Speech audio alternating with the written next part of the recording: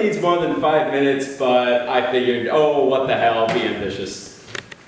Okay, so, what is metaphor? Well, basically, in metaphor, you're talking about representing something through something else. So, in poetry, for instance, metaphor, you would say X is Y, as opposed to a simile, which is X is like Y.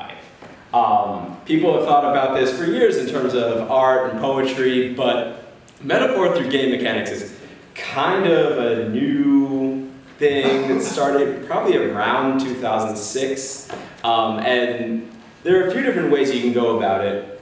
So if you think about, metaphor in the story, well, that's metaphor through closure in the mechanics. You can think about metaphor through the events, what you do.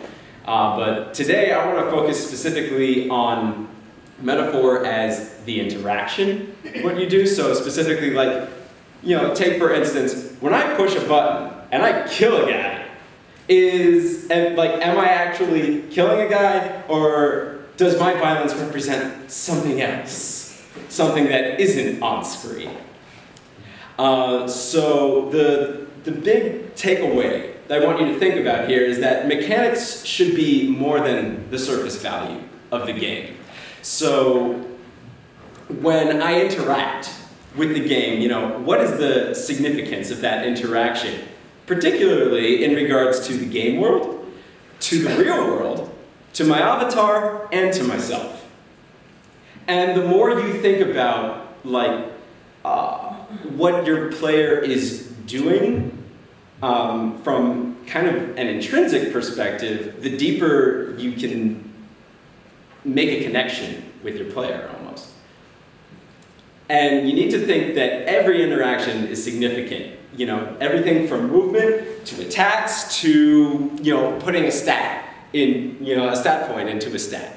Every little thing is significant in your game. So, how do you incorporate metaphor? Well, 3 basic steps that I like to think about. One is, choose an aspect of your life. And, we do a lot of talk these days about, say, mental health in game development. Let's face it, we're all stressed people. So, take that stress. Think about that stress in terms of a game mechanic, okay? How do I convey that? Well, I can be blatant with it, as in, the story, oh my god, I am stressed. But, is your player going to be able to immediately relate to that as much? No, maybe not. So, take that stress and maybe turn it into a story about a cow. And, you have that cow do a thing. And then that thing is the gameplay. So, then think about how that aspect that you've chosen affects you and what you do about it in everyday life. So what is that thing? What is that thing I do in everyday life that helps me deal with my stress? Then you take that and you turn it into something completely unrelated.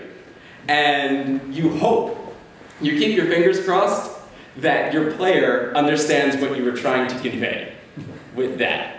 And in doing so, you give your game a bit more of a poetic message behind it. It's not as blatant. It's more relatable to your audience. And on top of that, it becomes interpretive, which is not something that games usually do. Usually games are all surface value. And like I said, the big takeaway I wanted you to have from this speech is that your game should be more than surface value. Thank you.